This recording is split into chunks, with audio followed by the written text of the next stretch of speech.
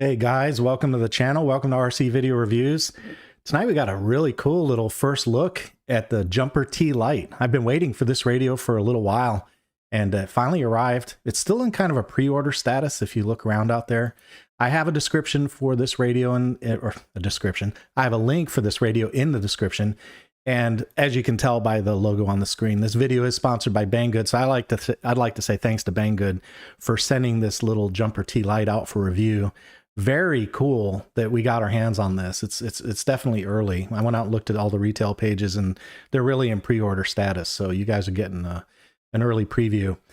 And just to kind of give you some fences to put around this one, this is a Gamestyle controller and it's a full OpenTx radio. So this one, let me put some specs on the screen for you. You can follow along. You take that off and take Banggood off. And thanks again, Banggood, for sponsoring the video. Very nice of you. So there are some specs for you guys to look at while I read through them.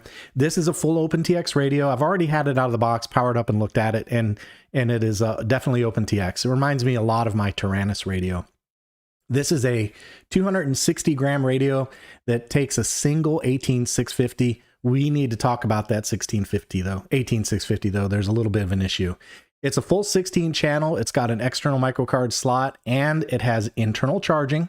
So you do have the ability to plug it in. I've checked it out and it does register a charge, although I didn't do a full cycle. So just heads up on that, but it does have an external charge port, USB-C based. It uses an STM32 processor.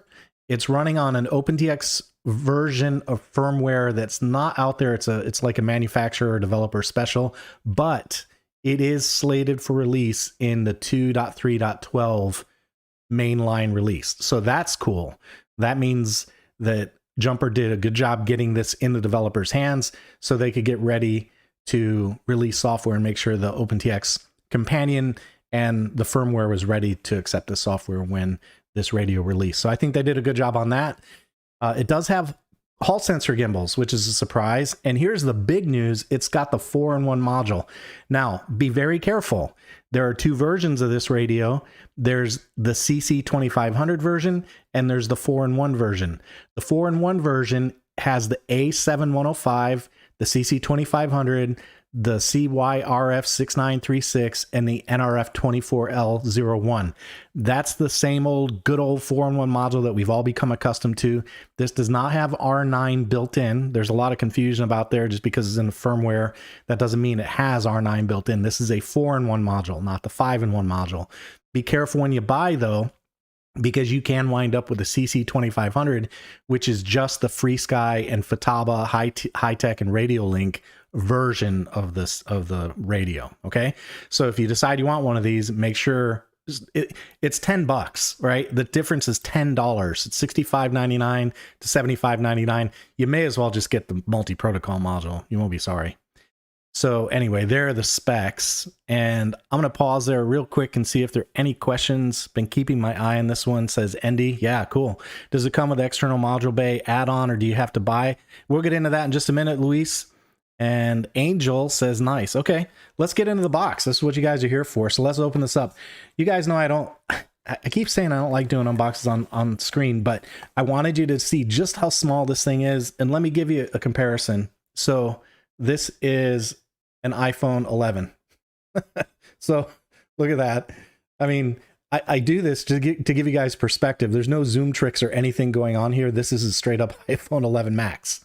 iPhone 11 Max. So that is a, let me do something else too. Just see here, just another one. There's eyeglasses. So I'm trying to give you some perspective on the size of this thing. I do not have great big gorilla hands, Martin. So I'm just watching out for Martin. Got to watch out for him. Okay. In the box, we've got a little quick start guide. They talk a little bit about the main screen. This is a 16 channel radio, by the way. And again, this is very OpenTx-ish. If you've operated any of the non-color OpenTx screens, this is you should be very, very familiar with the way this looks. So model and protocol selection, just a basic little getting started guide. A little bit of information, some specs, some weights, how to get help, introduction. Hey, I'll tell you one thing right now. They say that the T-Lite is shipped with OpenTx software installed. To download the latest software manual, please visit opentx.org/downloads. I would recommend, until you see this radio supported in the mainline OpenTX, don't go flashing any other firmware on it, okay? Wait for that to show up. It will show up. It's not too far away. Give me a nice little decal sheet, so you can stick those on your radio box, whatever. So here is a question I was asked, does it come with the external bay? That's the external mount. So if you want to mount the external nano crossfire, they include that in the package. So that's what that's for. It goes right on the back of the radio. I'll show that to you in just a little bit. Looks like a monkey fist on my 30-inch though. Yeah, it does, doesn't it? A monkey fist. I love it when you guys use my vernacular. That's awesome. All right, let me get this thing out of the box. I'm sorry. I apologize, guys. I hate this. I hate doing this to you. I really do. There goes the box. We'll get that out of the way. All right. They do include an 18650 battery case, but there's no 18650 in it. So you have to buy your own 18650. And then they also include a USB-C cable for charging, and it does connect to the radio. I verified that already as well. It does absolutely connect to the radio. And then on the front, there's the radio and this little blister pack. We'll take that off. It does have a detachable 2.4 gigahertz antenna. And then the radio itself, I'm going to go ahead and pop this thing out of the blister pack, and then we can be done with the unboxed stuff. All right, a couple of decals on the front and one on the back. It fell off in the box. It's a battery warning to make sure you put the battery in the right way. And this one says, make sure you put the antenna on correctly before you turn the radio on. So let's do that. I'll put the antenna on, and with that on, before I do anything else, let's just take a quick little walk around the radio. The guide says these are full-size Hall effect gimbals, and I would say, judging by the throw, I would have to agree. The throw feels like any other full-size radio I've ever used. It doesn't feel like these are small. It doesn't feel like the throw is reduced, or that, you know, my thumb is any closer to me as I move the throttle. This is a mode 2 version, by the way. And the spring tension feels good. My preference is to be a little bit tighter, but they are adjustable. I'll talk a little bit about opening it up later, but I'm not going to open it up tonight. So anyway, the spring tension is adjustable, and it feels good. I don't have any problem with the way that feels. A little soft for my taste, so I would give that a couple of quick turns. I really like the finish on this. This has got that matte. It's a matte black. It's almost like a rubberized finish. Notice there's a speaker grill right there for the speaker output. There's the screen, the power button, all the trim switches, the system button. Let me pull this up so you guys can see it. The system button, maybe a pointer would help, huh?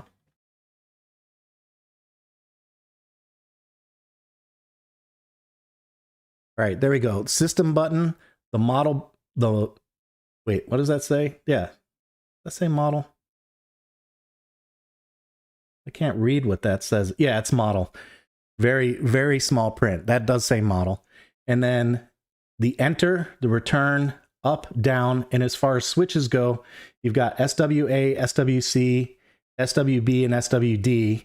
And let's see, that one is a 2-position switch. That's a 3-position switch. That's a 3-position switch. And that one's a 2. So 2 2-position switches, 2 3-position switches, no momentary switches on this one, other than, say, the trim, for example. On the top, I already pointed out that there's an opening for the USB-C, and that is the slot for the SD card, and that is the trainer port. On the back, that's where you mount the external module. I'm not going to take this out tonight. I'll explain my reasons for that in a little bit, but this is where you'd mount that external module if you want to put a Nano Crossfire or R9 on there. And then the battery bay, I'm going to go ahead and pull this out. Now, this is one little weird thing about this that I have to show you guys. And I'll make sure that I put this in the right way. The positive goes on the right, but this is an 18650 battery. It's a flat top. And notice when I put this one in there that it slides around. It doesn't make contact. So if you get one of these, make sure you get an 18650 that does not use the flat top. You've got to have the button top. But there's more than one way to skin a cat. So I'm going to turn this radio on one way or another. So all I did was just stick a paper clip in between the contact and the negative terminal of the battery. And now I can flip it over and we'll turn it on.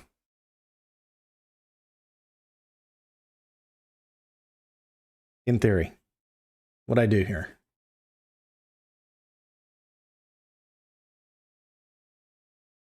Try that again. There we go. My janky my janky MacGyver engineering. It didn't seem to work very well. Okay, let me check the questions real quick. Let's see here.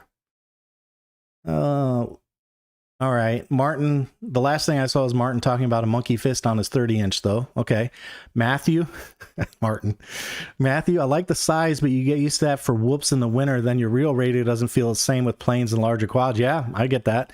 I flew with a buddy's Free Sky version. It does feel different, but I'm not a gamer. My buddy and his son like the way. You know, this would be fun on a desktop for a flight simulator. You know that? It'd be nice. It'd fit on a desktop instead of getting out a great big full size. That's for sure. And I know for young people, this is a real benefit for young people. They would definitely benefit from a radio this small. All right. Lewis says, cool. And then Corey says, what the? In a question mark. RCVR Marshall, I dig this thing. I'm a fan of the gamepad style controller. Wonder how long it will take for an answer from Radio Master. Well, Radio Master just released the TX12. I think that's what they have in mind at the moment. And I believe what they're going to do is wait and see how the TX12 does before they press any further. I think we'll see. I don't have any inside information. That's just pure speculation on my part, but they did just release that TX12. Right. Lewis says it's weird to go back to normal size radio like my X9D Plus for my X-Lite. Winter is light, summer is 9D, and it takes a minute. Yeah, I get that. And they're Hall sensor. Yes, they are Hall sensor. I think that's very cool. All right. Let's see. Crossfire, Matthew. Yes, it does support Nano Crossfire, the Nano Crossfire module. So yes. It does look marvelous. I do like the black, man. I got to tell you, it's kind of, I don't know. It's just kind of slick feeling in the hand. It is a little slick though. I'll tell you that. It feels, I don't know. I might like something like a little bit of that, tacky paper that I put on my Strix Goblin on the side to help with the grip. It is slick. I'll give it that. I will say that. All right. Yeah, fairly cheap, $75. You know, good backup radio, or you know, like I said, good radio for joystick for a sim, or for flying little whoops around, or if you just want to do a little backpacking, you don't want to have to hump a great big radio around.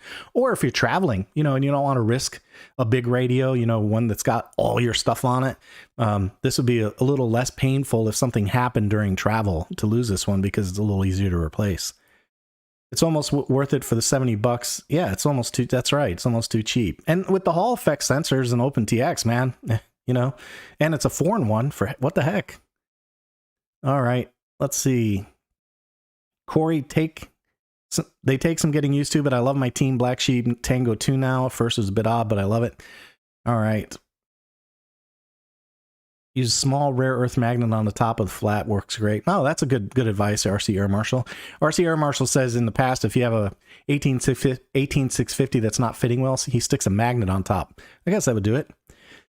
I get a protected cell for that radio. I think they mentioned not to use a protected cell. Let me pull the battery warning out. Let's take a look at that real quick. Since you brought it up, let's take a look.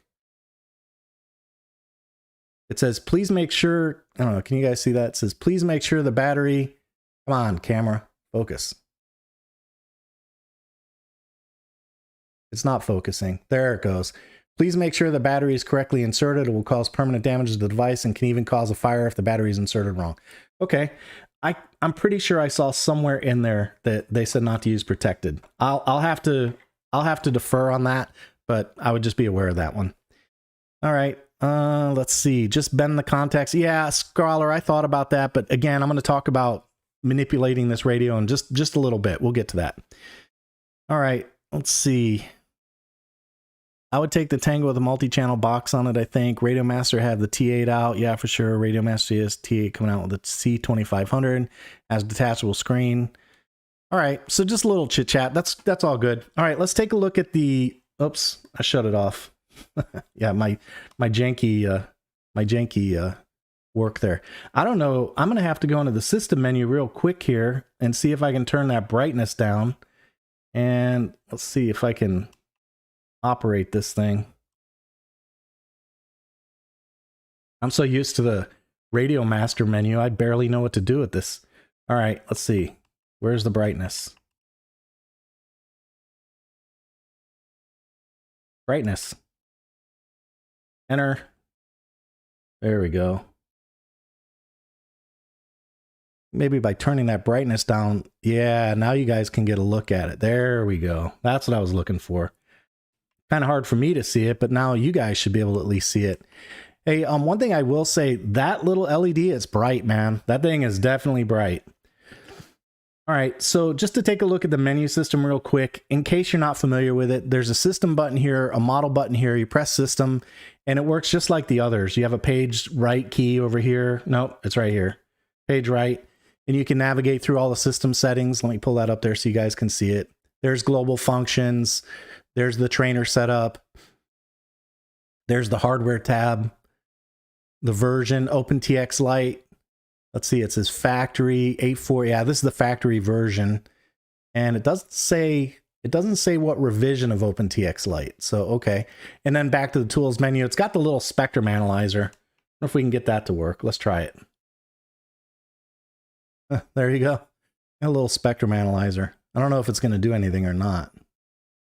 But there we go. No, I'm not seeing the noise floor come in at all, so I'm not exactly sure. I know on the TX16S, you see a whole spectrum of noise floor and peaks and valleys and all that stuff, so I don't see that in here. Okay, it says it's stopping. All right, then you press return to get out, and then for model, I think you just, what is it? You just press enter? Nope. Return. I think maybe it's page. There we go. There we go. Model setup. Heli setup, flight modes, inputs. This should look familiar to all of you guys if you're familiar with OpenTx. Outputs, curves, logical switches, special functions, telemetry, and display. So when you're on your front screen, the little telemetry deals. So I think if you hit, what is it, page here, you can get different. Nope, where is it? I forgot how to do this, man. It's been so long. There we go. Telemetry screens. Page down, page up. There you go. There was one other thing I saw in here. What was it? No, not that. Nope. I forgot. How do you toggle through the pages on the main screen? Who wants to remind me? Nope, not that one. Not that one. Nope. Reset flight. Okay. No, it's not that. I can't remember. There it is. It was a page up. There we go. So that's how you change to different little, you see, you get the little channel output or the stick monitor right there. Sorry about that. That must have been really boring. But yeah, there's the channel monitor. Cool. That works. Nice. All right. Very good. Well, hey, there's the first look at the Jumper T-Lite. Now I want to talk a little bit about why I'm not going full commando mode on this. Yeah, memory card's on the top, Corey, right there. So real easy to get that one in and out. There's the trainer jack. There's the USB for internal charging and for connecting to Companion. Yeah, absolutely, Matthew. Would definitely want to use the PC to set this up. So I wanted to talk to you guys a little bit about why I'm not tearing this one apart, because you know when I get this kind of stuff, the first thing I do is flip it over and pull everything apart and look at it. The reason I'm not doing that is because I have a 10,000 subscriber giveaway coming up. So when we hit 10,000 subscribers, this radio is going to be one of the prizes. So I'll probably do a little bit of configuration work with it. I'll stick the SD card in, drop the SD card contents on it, you know, do a little bit of video work with it so I can show people how it works after we've done the first look now. But I don't want to do anything destructive to it. So for that reason, I'm not even going to open the external module. I'm not going to do anything else with these stickers. I'm going to leave them right there in the box. So whoever wins this, understand we had to do the first look. It's a sponsored video. I have to do it. So I'll leave the stickers there, but I really don't want to fool with this radio too much. I really want it to go to whoever gets it, whoever wins it in the brand new condition. So that's why I'm not tearing this one apart. I know there will be plenty of videos on YouTube doing that. So you guys will get a chance to see somebody else tear it apart. But I want to use this for tonight for the sponsored video for the first look, and then I'll also use it as a sponsored product for the 10,000 sub giveaway. So be on the lookout for that. Make sure you keep an eye on the channel for that, because I've got a lot of stuff coming in. I have an airplane sitting out there for the 10,000 sub giveaway as well. So I have more things coming. So yeah, RC this is full range. Yeah, they say this is a full range receiver. There's nothing constrained about it. It uses a standard 4-in-1 module with the same chips. At least that's what they advertise. All right, let me see if there are any questions. I'm going to go ahead and pull this apart before I do anything wrong to this poor battery pack. Just remember what I said, guys. If you buy one of these, or if you win it on the giveaway, the flat tops don't work. You have to have either, button top, or you might have to bend the tabs out a little bit. But see, that's why I don't want to bend the tabs either, because I don't want to break it. I don't want to bend it. I don't want to scratch it. I really want this to look and feel brand new. In fact, I'm not even going to take that little plastic cover off. That's going to be a brand new radio for the winter, except for me palming it up a little bit just to show people what's going on. Luis says, what are those two little holes next to the antenna? Air pressure sensors? I'm not sure what those are. I noticed those as well, and I really don't know what those are. Maybe those two little holes. I don't know, man. A barometer, ground speed, pitot tube. So if you're running after your plane, the radio will say, slow down, slow down, slow down. Solder on the flat tops makes them work, yeah. Or if you have a spot welder and you can weld a nickel tab on top, that'll help too. There's lots of ways to fix it. Like I said, I just don't want to do anything to damage the radio. And since I'm not dedicating my battery to it, this actually came out of my TX16S. I didn't want to damage my battery either. But yeah, there's lots of different ways to fix it. So you guys keep those tips coming. Alif Vandenberg says, what the gimbals like? They are Hall effect gimbals, and the springs are as far as the mechanism, they feel good. So I don't feel any ratcheting. The bearings are fine. I don't have any complaints about that. For my personal taste, I'd probably tighten the springs just a little bit. Definitely on the aileron. I think the throttle is okay. There's no ratchet on the throttle. The rudder feels fine. I wouldn't adjust that at all. So this side, I wouldn't touch at all. On this side, I would do a little bit of tightening on the aileron, and maybe a little bit on the elevator, but it's, that's purely subjective. And at the end, the gimbals feel just fine. I don't have any problems with those. Crossfire will only go up to 25 milliwatts without external power. Yeah, Scholar, if you're, 25 milliwatts on a Crossfire, I've flown all the way out to the tree line, if you know what I'm saying, all the way up to 399 feet and just to the edge of my line of sight with 25 milliwatts. You know what I'm saying? ND, I think they come with two options, 1 and 1. Yes, that's correct. There are two chips. I mentioned that in the beginning of the live stream. There are two options. Make sure you spend the extra $10 and get the 4 and 1. If you guys buy the cheap one, the $65 one, you get the single CC 2500. That don't cheap out. Just get the 4 and 1. It's worth it. All right. Vandenberg, he said it was full-size gimbals. Yes, they are full-size gimbals. Mike, they are listening. Yes, they are listening. That's right. That's right. Great stuff, H2O FPV. Thank you. Thank you. Thanks to everyone for the questions. See more, do less. For those who need to know, Gal Kremer removes the back and installs the external module. Yeah, that's good. Yeah, I'm glad he does that. Like I said, I normally do that kind of stuff, but because I'm giving this one away, I want it to be pristine.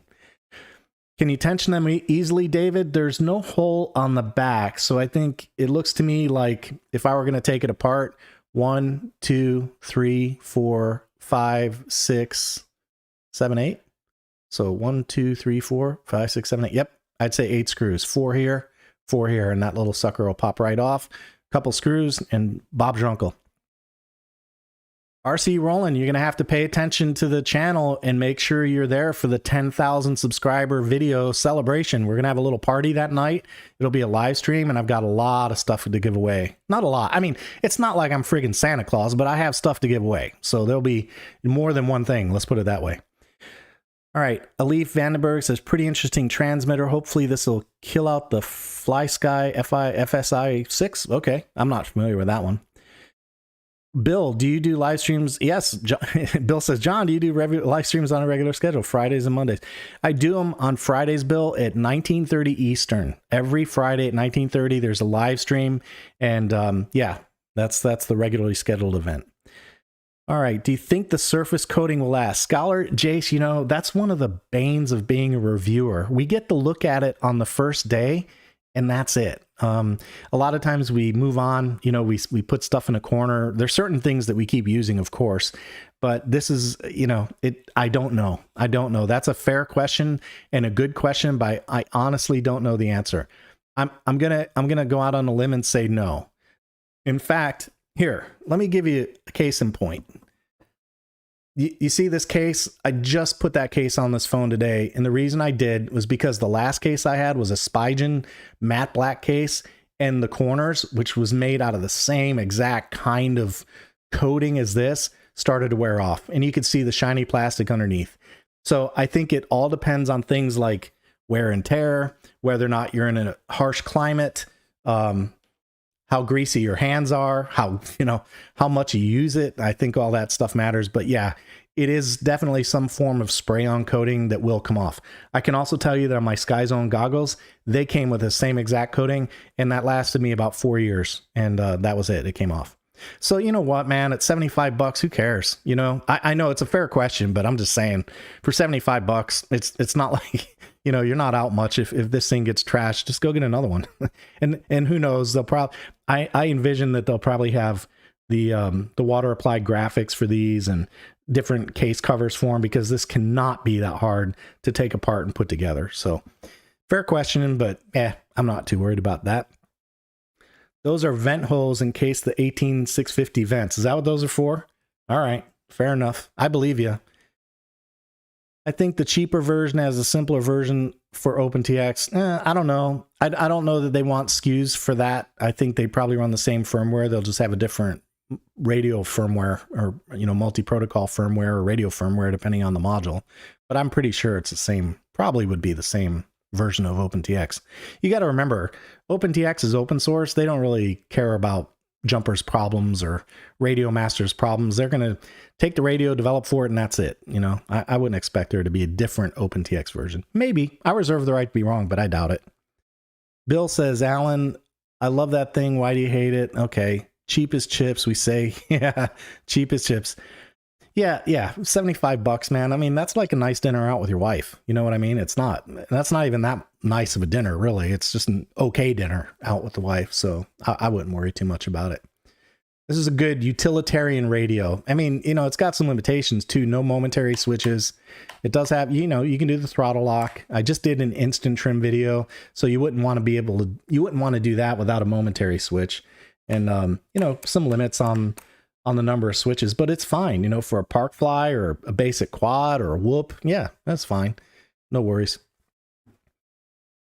All right. I had a failsafe behind a tree and one broken gimbal, and now it's playing up again, even after calibrating. Well, gimbals are pretty easy to replace, Alif, so maybe you can get a new gimbal. Chopper girl, dinner for me is a $3 double whopper with coupon code. Well, you're a budget shopper. My wife's like that too, but you know, every now and then you got to splurge a little, right? Yeah, good deal for a newbie flying RAM. I would agree. Yeah, if you're new to the hobby, this would be a good way to invest a little bit, maybe learn a little bit about OpenTx without getting completely soaked on price, and you know, kind of learn the ropes a little bit and see if it's something you want to stick with. I still think about it as a simulator, though. You know, I've been doing Wings and the Microsoft Flight Simulator and even Real Flight, although I don't think it'll work with Real Flight without unnatural acts. But for the other two, yeah, man, this would be fun to fly around just on the desktop. No worries. Very light. All right, 16 channels, David. This is a 16 channel. 16 channel radio. All right, everybody. Well, hey, listen, I appreciate you all joining. I think we've probably covered everything that we really need to cover for this. Thank you for joining me on the first look of this Jumper T-Lite. Make sure you hit the like button on the way out. And if you're not a subscriber, hit that subscribe bell too. The subscribe button and the notification bell. That all helps with channel placement and video placement. It helps the videos that I do get more views. So if you guys can interact with the video in any way, that's helpful and appreciated. And I also want to give a big shout out to my patrons and say thanks to you folks who open up your wallets and help me continue advancing the channel. And by the way, since we're at the end of the stream, I'm going to go ahead and announce it. I'll mention it. I don't know if you guys who've been following my streams noticed or not, but the graphic quality tonight on this video is like light years above the other light stream stuff. And the reason is because I have a new capture card that does full 1080p 60 with 0 compression. It's a straight lossless pass-through video, which is spectacular. So I know video will, you know, YouTube will do its thing to video, and that's fine. I can't control that, but I can tell you, looking on my side, man, it looks fantastic, better than it's ever looked. So I hope you guys appreciate that. Another little investment made in the channel to make live streams better. All right, guys, that's all I've got for today. You all have a great night. Thanks for joining me. Take it easy.